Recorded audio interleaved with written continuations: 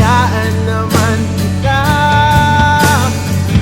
Sana sinabi mo para ang mga ayaw mo'y aking iibahin. Di ba sinabi mo basta tayong dalawa'y sasaya ang mundong mapait?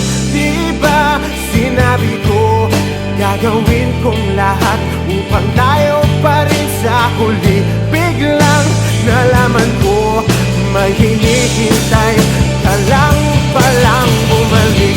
Sana sinabi mo dahil di ko maisip ano bang nagawa kong mali. Sana sinabi mo para di na umibig ang